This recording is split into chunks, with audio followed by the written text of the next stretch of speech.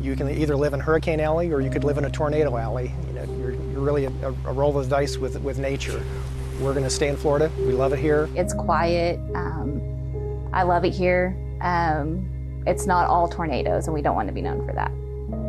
We've enjoyed a great run with no catastrophic damage on the coast. You know, we drew the short straw this time. We're going to pay the price. If you live in an area where it rains, your house can flood. It's the most devastating, other than losing my parents, the most devastating thing I've ever been through. Well, I don't like to say that builders cut corners, but builders lobby for low standards and lobby for things that will reduce cost. I'm worried for the world. If we look at climate action, we're not doing enough. Never thought in a million years that I'd be sitting here having this conversation with you.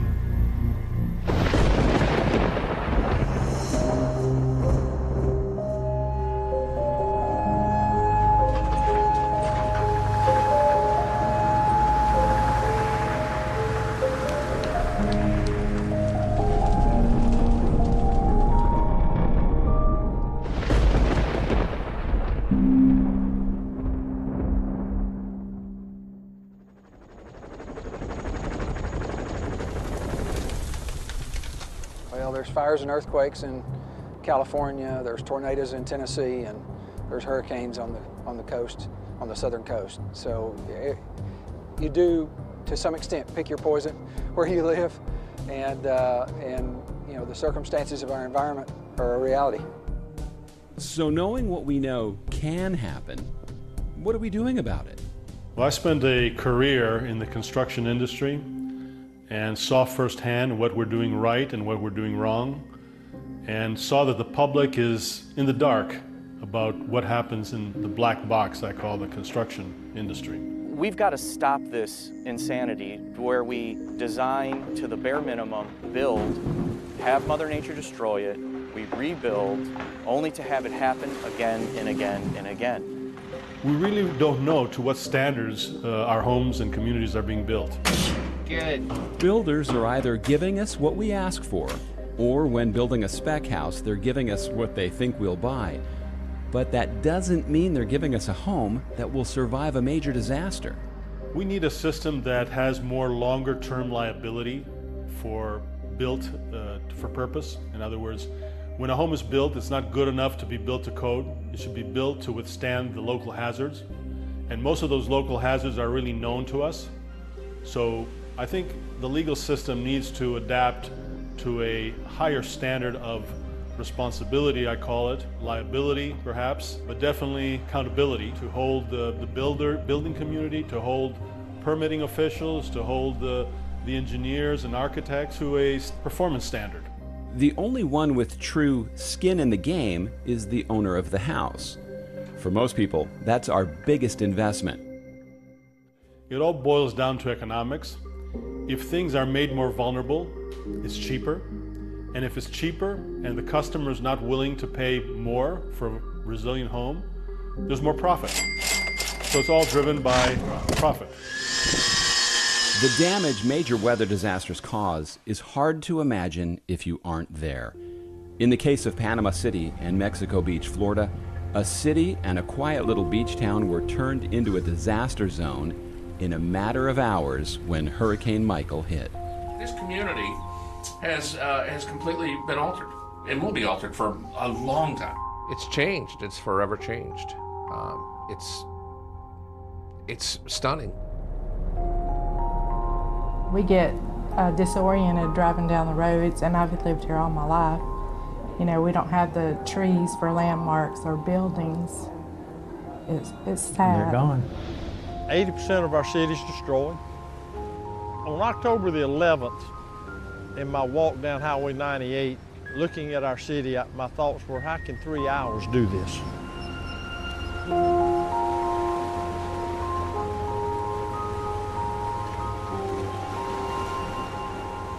We put a lot of infrastructure along the coast that was not built to any code or standard or zoned properly, and we paid for it, and we're paying for it now. Water was coming in through every electrical, opening every light fixture, every fan, every heater in the ceilings. Hurricane Michael came right over Tyndall to the west of us, and the eye wall was right where we're standing right now. There were like apartment condo units here. These were four on the bottom, 4 on the top, facing the ocean.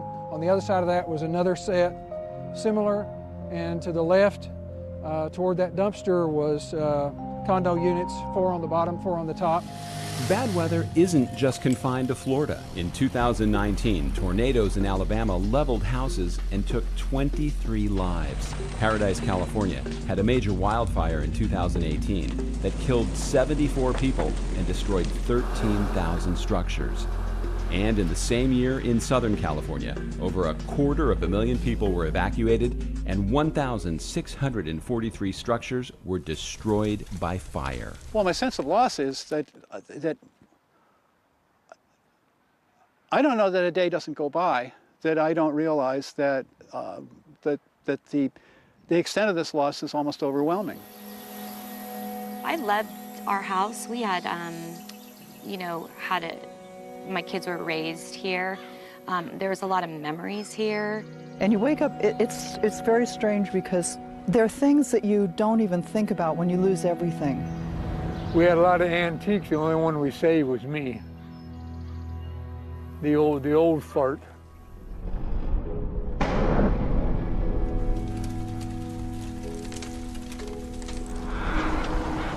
Certain types of natural disasters definitely are happening more often now and getting worse in some cases. No matter what your position is on global warming and why it's happening, the facts are clear that major weather disasters are getting worse and happening more frequently. If you wait for someone to solve this massive issue, you are putting your life and your property at risk. So the kinds of disasters that are happening more often and perhaps intensifying are related to the oceans warming, the atmosphere warming, basically the changing climate system. We always hope that disasters are a wake-up call, but we're getting pretty used to them in a way, because every year we have disasters and they multiplying. The other really interesting aspect to this, which is much more cutting-edge research, I'd say, is how hurricane tracks are changing.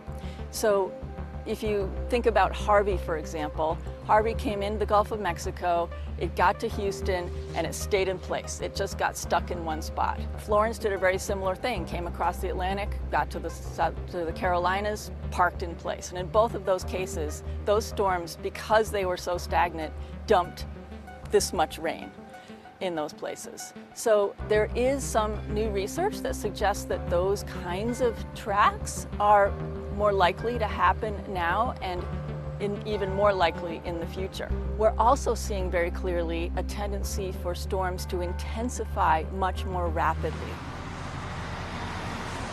If we don't start to change our behavior, if we don't cut down on our CO2 emissions, if we don't move to renewable energy fast, if we don't take care of our natural resources better, if we don't really take care of nature to help us protect for that uncertain future, if we don't work together better, more inclusive, more comprehensive, then we're lost. I think, yes, that climate change is affecting things, and that's significant. But again, part of human behavior we know is that we like to assign blame to risks caused by others. But in this sort of area, we also have to focus on what are the risks that are being generated by human decisions more at the state, local, community level and individual level, and where we choose to live. It isn't that we found new hazards, it's just we're expanding where they occur and the severity, intensity of where they meet communities. I think that's an important question that we have to ask ourselves. In other words, where is the vulnerability so high that we should not be developing? Because when we develop in risky areas, it's not just that person there that is taking on that responsibility. It's the community that takes on the responsibility. So it's a liability for many more people, for society. We have to recognize that, you know, the United States sits on a portion of the globe that has the most dynamic weather patterns of anywhere else in the world. And, you know, there's a risk living in this great country, and we have to figure out how to adapt and become resilient based on what Mother Nature throws at us. I'm a scientist, and this discussion on climate change has become almost religious. From my point of view, when you look at the data, we have a direct impact on climate. You can argue about how much that impact is, but yes, our climate is getting more erratic. Climate change basically says as you increase CO2, you change your heating and cooling of the world, and we're seeing changes. Do I think that climate change is occurring? Absolutely. Scientifically, it is absolutely happening. It is not a religion. It is the first Category 4 to hit the Panhandle since 1851, the most powerful storm to hit the U.S. in the month of October ever. As Hurricane Michael headed towards land in October of 2018, many of the residents in the Florida Panhandle thought the storm might miss them, or if it hit, at worst be a Category 2. But on October 10th, Michael came on shore as a Category 5 hurricane. Nearby Panama City Beach, a house ripped apart by the hurricane-force winds, windows shattered, buildings collapsed. Immediately, everything has changed. Just after the storm, power lines, trees, you couldn't leave, you couldn't go anywhere. You had no idea, there was no communication. For weeks. Remember, so many of our homes were generational homes. We were old-style Florida. We had slab-on-grade block houses, been passed down from, you know, through grandparents to kids to grandkids. We had never had Opal, and 95 was probably the worst storm at this little town, and that wasn't a direct hit. We were definitely vulnerable for what Michael brought to us. Metal buildings did not fare well. High gabled ceilings or gabled walls did not do well. Churches did not do well. And they were higher up in the wind column. Winds were devastating. And so those older buildings, metal buildings, glass storefronts did not hold up well to the storm. We've never had a storm of this magnitude.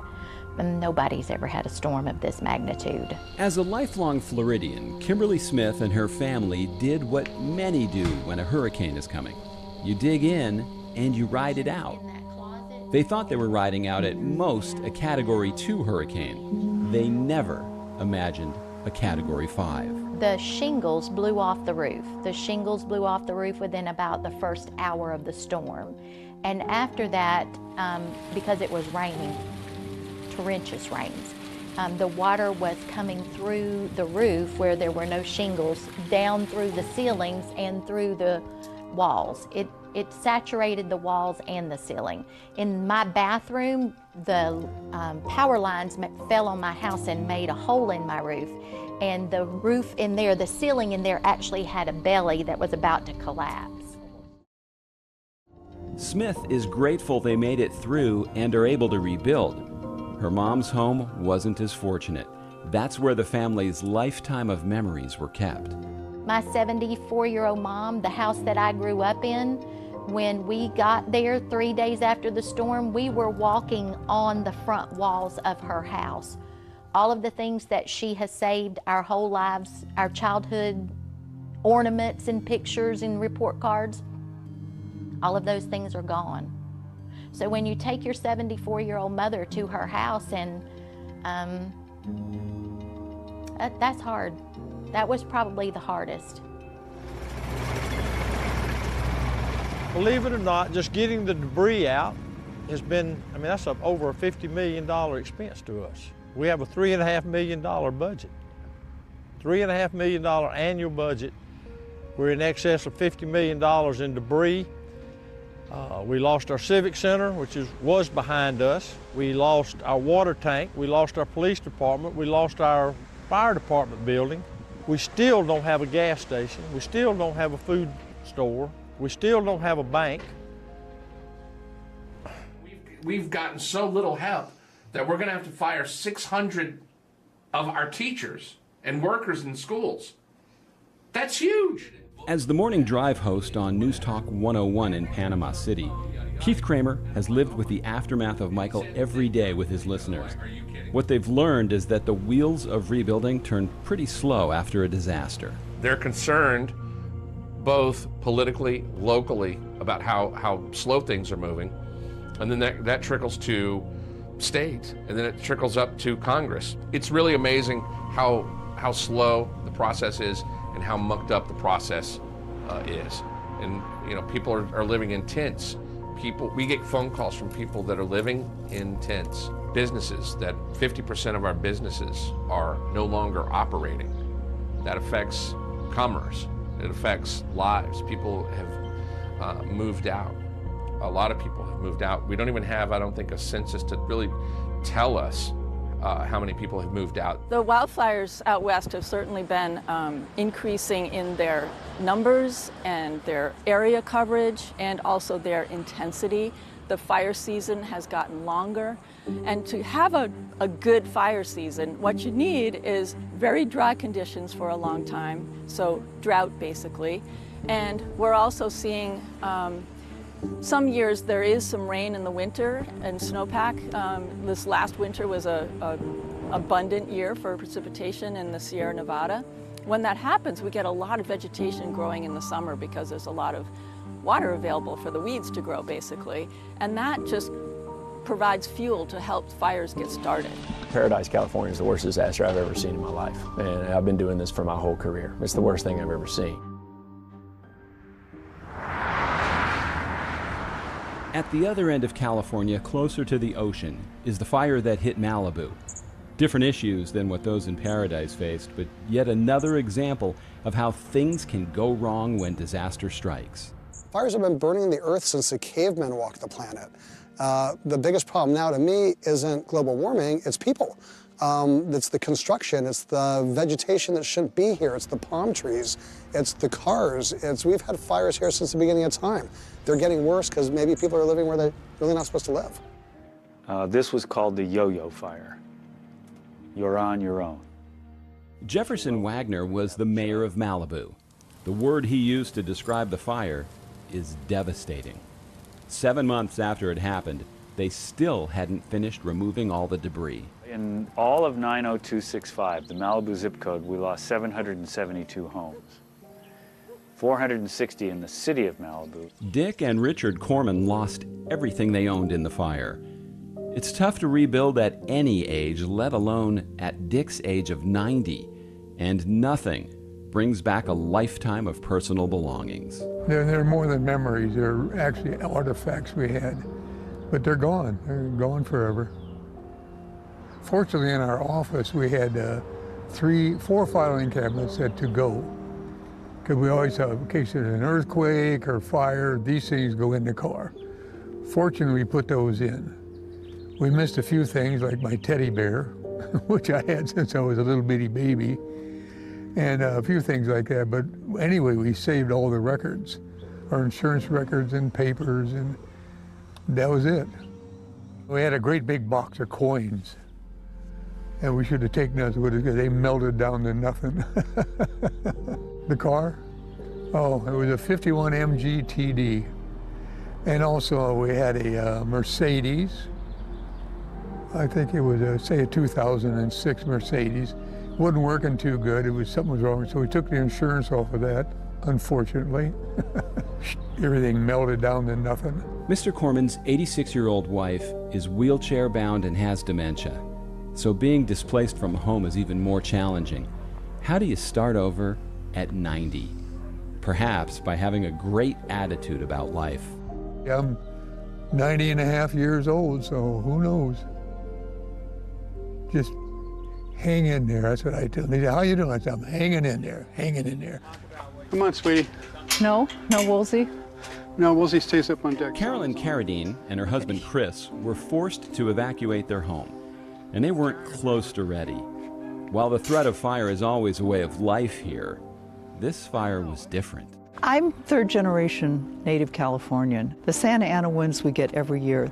We've never had the power company turn off the power before. I mean, one day you have everything, and we had I'm an only child. My great-grandmother was a famous opera singer. My husband's father was a famous actor. We had all of the memorabilia. For the residents of Malibu that suffered so much loss, they were left with the feeling that something could have been done to help save their homes. We watched our house burn on TV with the only person there was a news person saying, they decided to let this one go.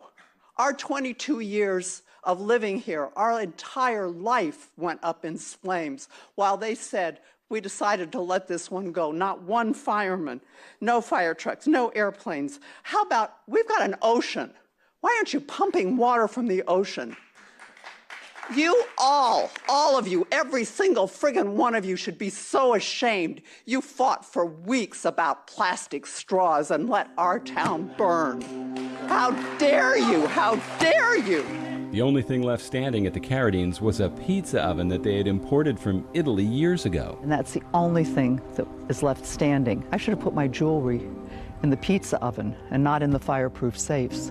4 fireproof safes, completely burned and everything in them. I don't know, how do you start at 72 all over again? I miss all the little simple things that validated the amount of time that the two of us spent together and the amount of time we spent raising our children and the amount of time that we spent growing up and, you know, being a part of the planet. It's all gone. It's all gone. The most important thing is having a plan. And unfortunately, a lot of people try to make that plan during the fire. If you live in an urban interface area, the plan needs to be made from the moment you live there. It's the saves we have, our clients who saved homes, none of them woke up on the day and saved their home. All the infrastructure was in place, all the planning, all the rehearsal, all the fire drills, long before the fire ever came. That's why they were successful in their actions. Go into your house and go room by room and just stand there and think, what would I really miss that I could put in my car? Obviously not the grand piano or the clock or anything like that, but the drawing that this young man did of my grandmother when she was 16 and he was killed in World War I, you know, that kind of thing that I just ache for. Those things, and I would make a list, and then, because you don't think straight when you have to evacuate, and then I would take that list and go through and pull that stuff and take it to the car.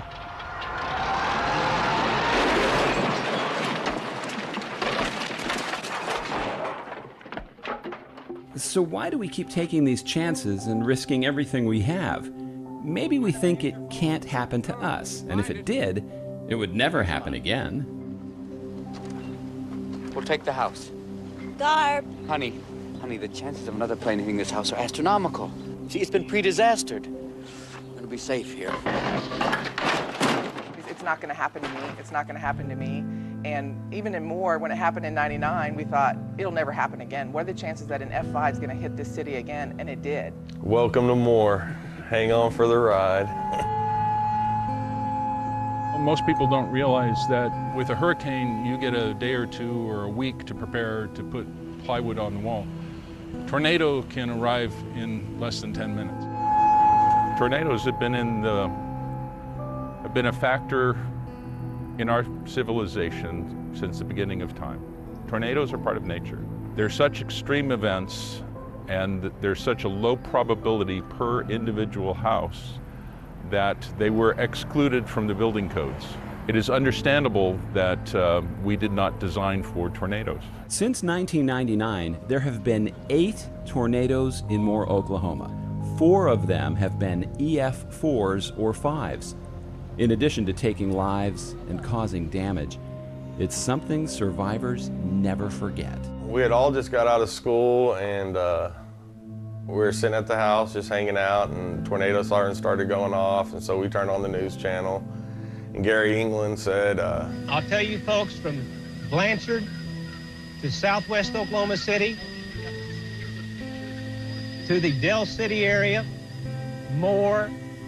Right now it may turn a little bit to the north of Norman, but right now it's moving northeast paralleling Interstate 44. This is a storm that you need to be below ground level. We all went and got in my bedroom closet and stayed in there while the tornado came by, tore off a little bit of the roof and blew out all the windows in the house. And we stayed in there until it was done, came out, and right around the corner from my mom's house, it was leveled everywhere. It's the loudest and then the most silent thing at the same time. I heard it as it was going through a neighborhood, and just the cracking of the wood and the insulation filling the sky, and just the roar of this monster just tearing through a neighborhood. And then you look and you see the destruction, and there really are no words. It looks like a bomb went off in a neighborhood because it's just a huge pile of rubble. If you're at the center point of an EF5 or 4 tornado, if a Cat 4 or 5 hurricane is coming your way, you know, you're not going to wrestle that down. But we can limit the effect and shrink down the footprint of these disasters. Those high wind events, there are 110 and 90 and 70 and 50 mile an hour bands that are there. We need not lose roofs in those occasions. We can see the impact of those disasters shrink. We've got to prevent the avoidable part of those losses. That we can do. In a way, what happens after a disaster, that everything that is vulnerable falls apart. So all of a sudden you see your vulnerability exposed massively. It's a disaster is like showing everything of your, and in that sense, if you would make an X-ray of a human being, you would also see the vulnerabilities, or an MRI scan or whatever. So the X-ray exposes that. So that is also then the responsibility. If you are exposed in your vulnerability, you can act upon that understanding. If you then know what the interdependencies between those vulnerabilities are, then you can start to connect the dots. Come up with plans for the future, not in response to the past, and really prepare better. So I think we always frame this in building back better, but building back better is not enough. And the disaster is a momentum you have to use. It's a responsibility. It's not fun. People really die with disasters. We have real casualties, real losses. So it's not that never waste a good crisis all of a sudden becomes a party, but it is a responsibility of all actors in place to use that momentum as a way to really leapfrog towards the future. In the case of Moore, city leaders knew they had to do something to cut down on the massive amounts of damage. So after the 2013 EF5 tornado that killed 24 people and destroyed 300 homes, it was time to change things. In March of 2014, the city of Moore adopted a building code that was the first one in the United States to deal with tornadoes, high wind events on residential structures. By the end of 2014, all the new homes going in were required to be built to the new standard. And it doesn't add that much cost. We haven't seen a slowdown in home building or anything in the city of Moore. And I think our citizens feel safer knowing that those standards are in place. We know we can build to handle up to an EF3 at a cost of between $1.50 to $2 per square foot, which is actually roughly the cost of the granite countertop in a kitchen. So for the cost of the granite countertop, you can actually have a better home that is better built, that's going to last longer, it's going to handle higher winds. So whose job is it to make our homes safer? The builder or the buyer? The home buyer. If they want it to a higher standard, they need to tell their home builder what they want. The fact they changed the building code in Moore is a big deal, because as Haworth told us, many homeowners would still choose the granite countertops if they weren't forced to build to the new code. If we just had this code and said, okay, if you want your home built to that code, I'll figure the cost and tell you what the difference will be, people probably wouldn't do it. But where it's mandated, all the homes are being built to that code, and so I think that's a good thing. Tampa, Florida is a city that hasn't had a strong hurricane since 1921, but there have been several storms to hit the area that left their share of damage. What's frightening is a study of the area that was done called the Hurricane Phoenix scenario, to see what would happen if a storm like Hurricane Michael hit this area, and the impact would be staggering. Hurricane Phoenix was the type of scenario where you're looking at a 15 to 20, maybe even a 25-foot storm surge coming on shore from the bay. And it was devastating, especially to the downtown area, taking out numerous roadways, of course structures, houses, homes, businesses. The mock hurricane scenario was done in 2010. The population has exploded in this area since then. At the time, they projected 470,000 homes would be destroyed, 10,000 businesses, 2 million people would need medical assistance. It's really hard to wrap your head around those types of numbers because it's not something that you're exposed to on a regular basis, so it really is really hard to grasp and imagine what that really looks like. People have to believe that we are really on almost on rented time. You haven't been exposed to a risk. Your perception is, does that risk really exist? Living in the Tampa Bay region is truly living in paradise, but living in paradise comes with great responsibility.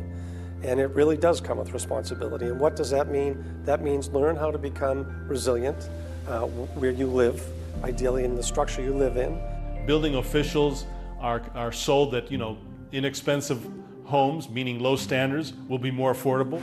A lot of times people fight us, particularly on the special flood hazard area, that if we expand the area based on what we believe is, an accurate depiction of the 1% flood or the 100-year percent flood, people actually fight us because it requires them to get insurance if they live in a community that is a part of the National Flood Insurance Program. That's a problem. We're telling you that you live in a very vulnerable area, but yet people do not want to pay a couple $100 extra to get the policy to insure their livelihood.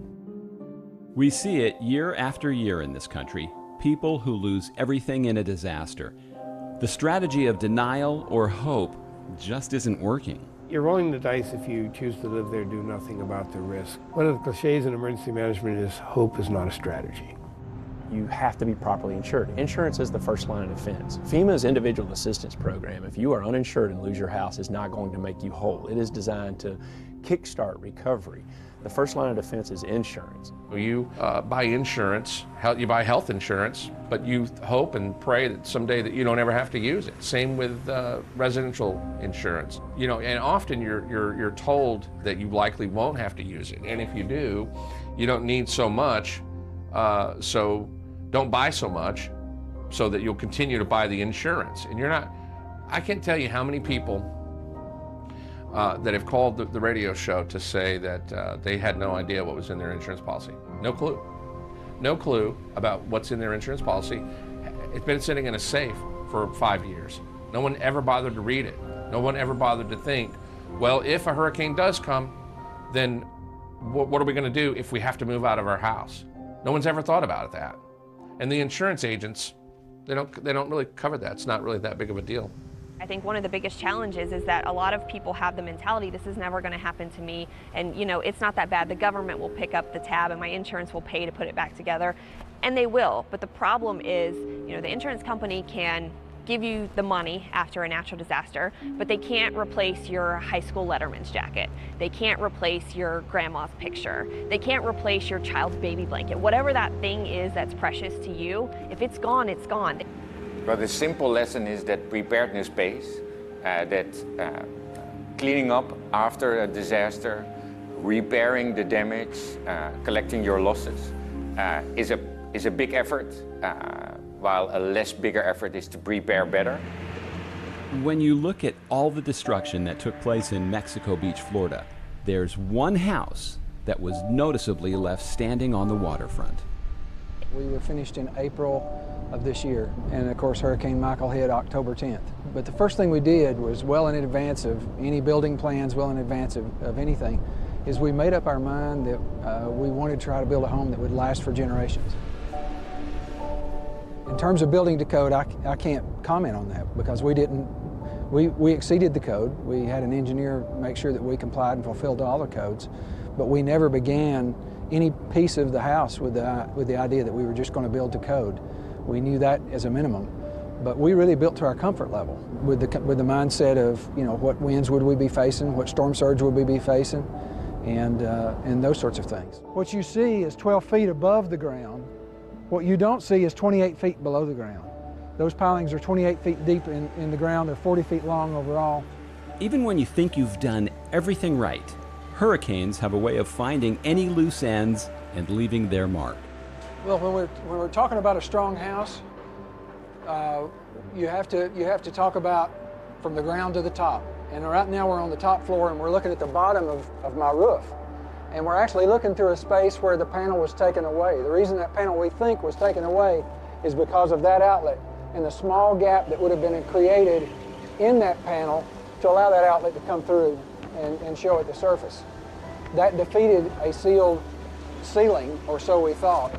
And when we rebuild this, you can be assured there will not be a hole for an outlet or anything else for that matter in this ceiling.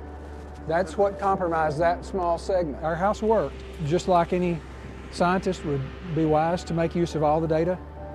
I've now got a house that's been tested by a hurricane, and there's data here. There's things I can see, and I would like to make this house even better. So how do they raise the bar in a community like Mexico Beach so they survive the next disaster? You focus on codes, and I think rightfully so, because that says what we're going to build in the future needs to be built with all of the information and science coming to bear. Yet 99% of people live in something that was built a decade, 2 or even 40 or 50 years ago, well before the codes and the science that we have today was available.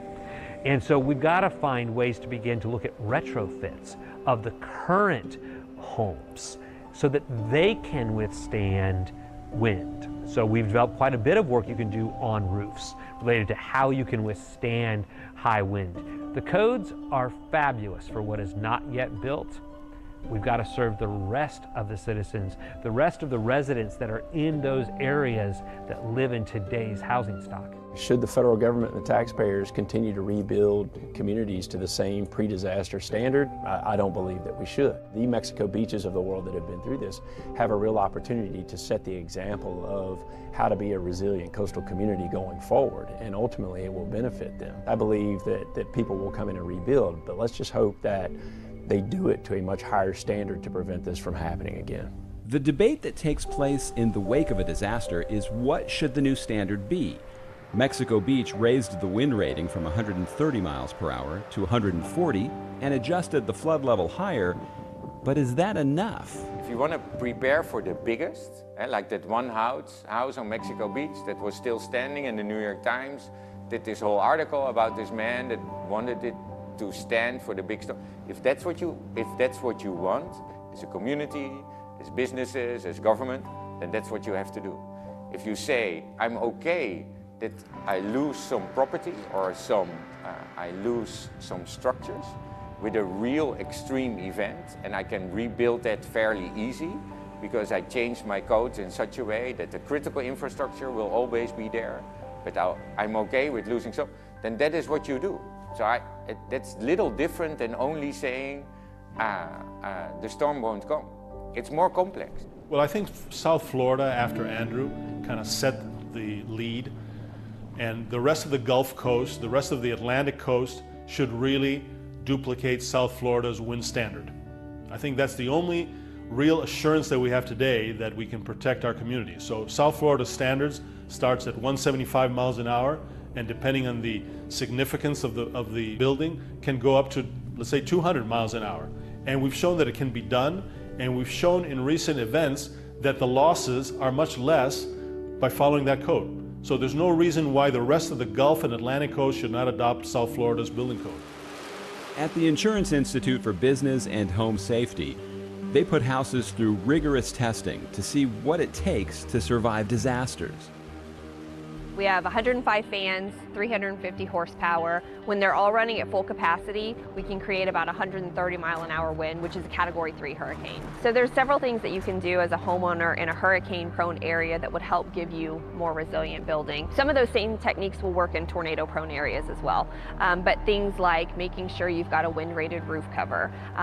If you are purchasing a new house or building a new house, getting what we call a continuous load path in the house. That's basically going to connect the walls to the roof and the foundation to keep everything tied together. Choosing impact-rated windows and impact-rated doors, or having a shuttering system when a hurricane threatens is really important to keep the wind and water out. If you're building a new house from scratch or replacing a roof, Adding in a sealed roof deck is a good idea so that if the roof cover is compromised, you've got a second line of protection to keep the water out.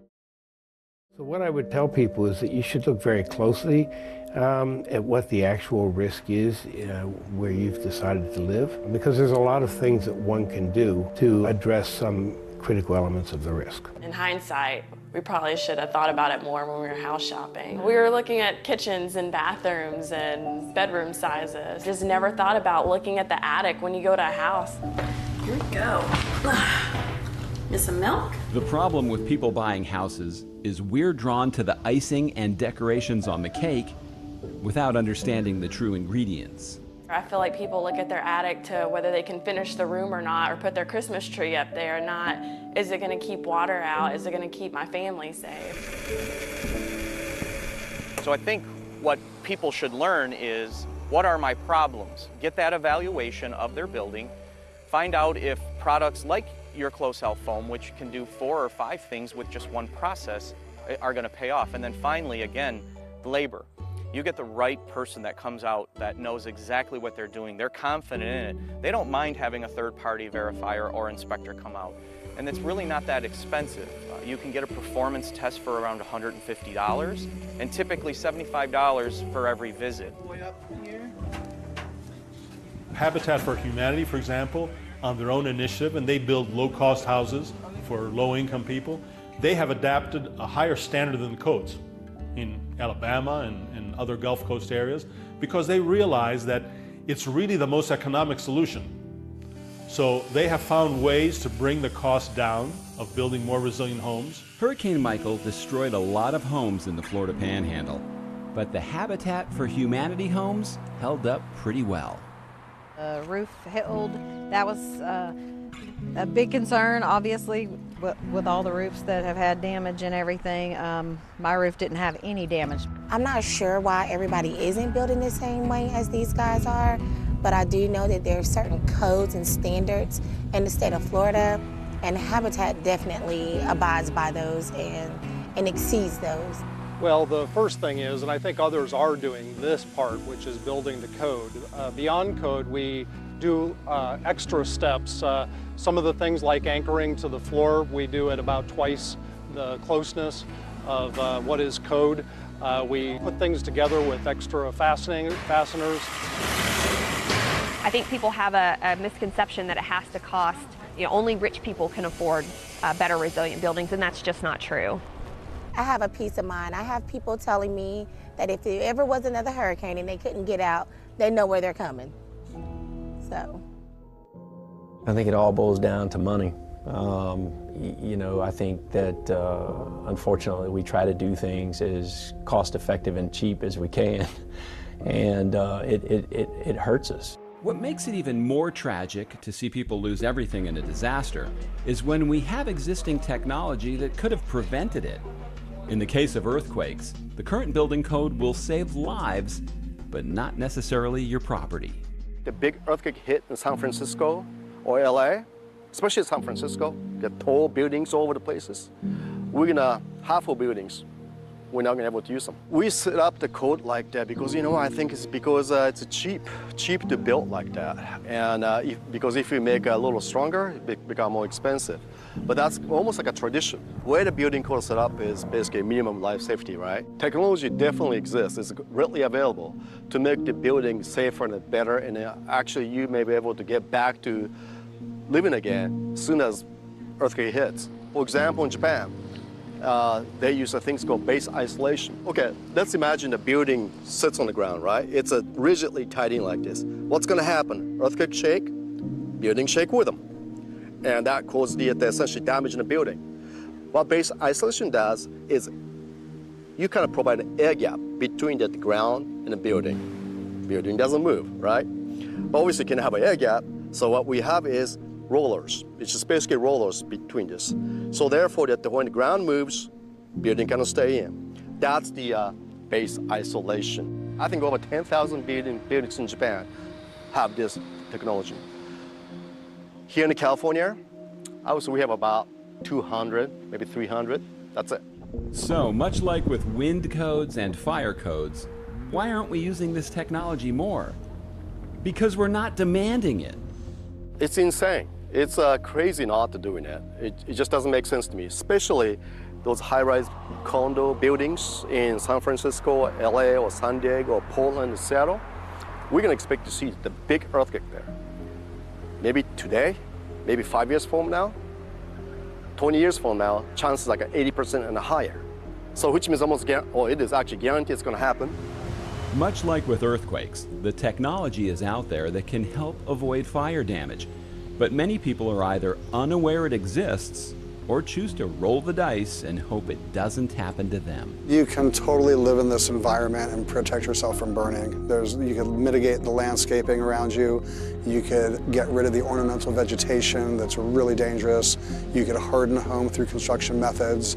If you're building from the ground up, you could build a fireproof house. And then there's suppression systems and ways to mitigate the actual fires when they occur. We literally have something for every budget. I've had someone save their house, a little cottage in the T-Fire in Montecito for a $400 investment. Tiny little cottage, needed a few gallons of a gel, was able to apply from a garden hose. We've had people spend upwards of $200,000 on systems. It's really all the scale of it. The main difference that we see between buildings that do well in fires versus those that don't is the use of a defensible space and choosing non-combustible materials. If you own an older home but didn't make a plan how to save it from a disaster, putting it back together may be unaffordable. A lot of people living here in Malibu, they moved out here years ago. They bought their houses for less money than the new foundation is going to cost. And these fires are devastating. They can't even afford the foundation. One of the worst types of damage homeowners suffer is from water. It's a resource so crucial to our survival, but a key ingredient in taking or destroying lives. We're seeing the years of construction in certain areas that were floodplains. The more construction, the less area that the water can be stored in, right? Houston's a great point, great area to look at. You know, they had 3 significant events in 3 years that really caused major destruction. Some of those folks that were flooded, 80% of those homes weren't even in a special flood hazard area, an A or a V zone, which is what we know as our high risk area. They were in low to moderate risk areas, shaded X zones, and over a 3-year period, these folks were flooded 3 times.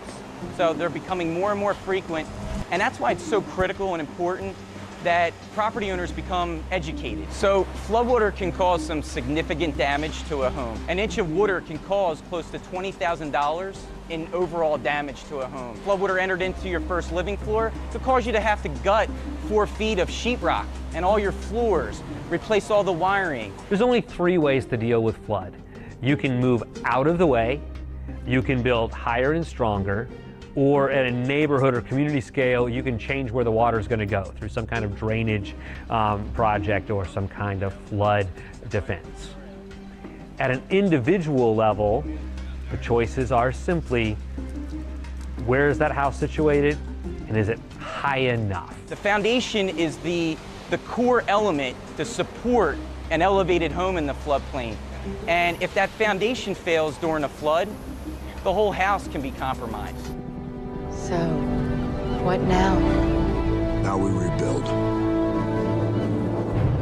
Yeah, these movies cause a lot of problems for emergency responders and decision makers, right? In fact, I tell my students one of the problems is that the American public goes to movies in an hour and 40 minutes, a big bad thing happens, and an hour and 40 minutes later, everything's fine. So one of the important issues for emergency managers is getting the public to recognize it can be a really long, painful haul from when the impact hits to when you feel like things have reached usually a new normal. If we're going to build back, we should be only building back in ways that are much more resistant to the impact consequences that occurred the first time, or we build back in a different location. I don't mind where people want to rebuild, I just hope they do it smarter. And if they don't, then why is FEMA on the hook for the next disaster in that location if they don't do it? I can move a mountain, but if I put it on the wrong side of the road, then I've wasted a lot of time, energy, and effort.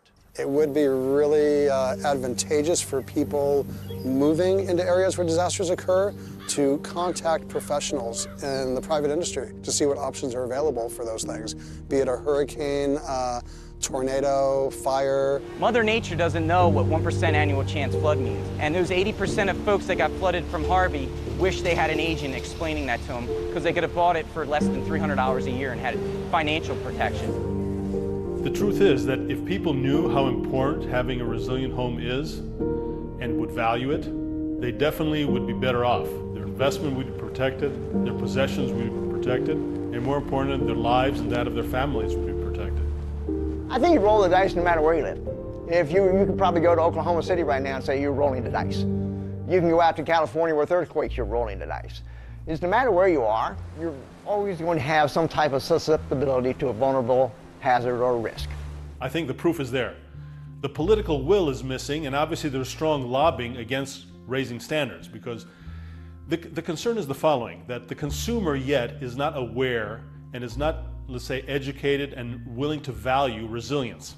Like the consumer has become aware of the value of organic foods, of green products, of conservation, of safe cars, and we're willing to value those things. So we need to bring the consumer level up so that they're willing to pay more for a resilient home, and then the builder will say, it's worth for me to build it. I can make a profit. Hopefully, we can have builders making a greater profit with resilient homes than they do with vulnerable homes. This is the age-old problem that FEMA's always had, is how do we create a true culture of preparedness? It is goal number one in our strategic plan going forward. And every day we are trying to understand how to get people to realize that they are the true first responder. They can control their own destiny when impacted by disasters if they do some simple things, low to no cost mitigation, or become financially resilient, up front. And we're trying to put that word out and change the narrative on asking people to be prepared. Mother Nature will have the final say. The fastest way for the quality and safety of our homes to increase is for all of us to start demanding more from the people we buy from or build with. That means understanding what to ask for and making the commitment to get it done. If you take a close look at all the victims of disaster, in many of the cases, their destiny might have changed completely if they had done something to make their home safer. The industry will respond to the consumer. If the consumer doesn't ask for it, the law allows it, and you can make money, you will keep building vulnerable homes over and over and over again. And that's what's happening today.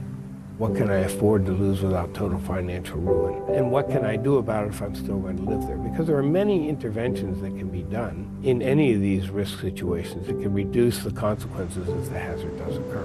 When you have a choice about where to live, you can take all of those factors into place, and maybe you'll choose one house over another. But for many American families, there's not a lot of choosing to do.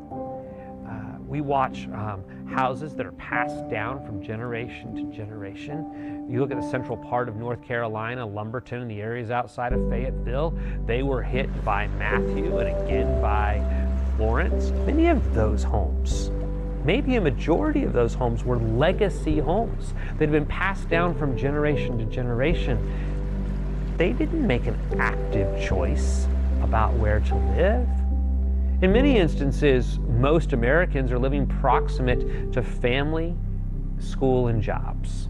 People start to wake up when it hits their wallets, more than when it hits their community. Well, I think the most common argument today being proposed by the industry and also by officials is affordability. We can't afford it. And I like to say, it's not a question of affordability, it's a question of priorities. This country by itself spends $300 billion a year on renovations and remodeling. How much of that is actually spent on making our homes and properties more resilient? I'd say probably less than 5%, probably less than 2 or 1%. If we just prioritize better and made resilience a higher importance in our choices, I think we'd do a lot more. We can't do this alone. That's why resilience can only be delivered by government, industry, as well as the building community, all working together with a common goal. And that common goal is to really make buildings better, make them stronger, make them last longer. We've got to make sure that elected officials understand you got to put these building codes in place. And then FEMA is having to change the audience. We've got to get to the financial advisors, the realtors in communities, and the insurance agencies of saying, please talk people into insurance, not out of insurance. You know, we don't have as many lights, and so at night, if the sky's clear, I can see all the stars. And whatever led people to Mexico Beach to begin with, it's all still here. We've got beautiful white sand, we've got sunsets over water. It's a beautiful place. Dolphins in the ocean and a beautiful beach. The pier will get rebuilt. And the things that brought people to Mexico Beach in the 1940s and 50s are the things that'll bring them back today. And a lot more people know about it now. I'm definitely hopeful because humans are a crazy species. And in the end of the day, you don't like to get killed. Not by a storm or a gun or whatever. So you try to protect. Your first level of defense is to make yourself more secure. I look forward to a moment where some of these more online real estate tools begin to package that all together so that when the pictures come up of the pretty dining room in the apartment, the countertops in the restroom, and the balcony, or the school, you're seeing that kind of information at the exact same time. That's where we need to be at as it goes forward. What price are you willing to pay to keep things just the way they are? Are you willing to continue to risk your home? Are you willing to continue to risk all your possessions and family heirlooms? Are you willing to continue to risk your life and the life of your family? Or do you want to do what's necessary to be the last house standing? Really, when it's over, you are the one that's going to be responsible to cover your ass. As cold as that sounds, that is the truth. That's the truth.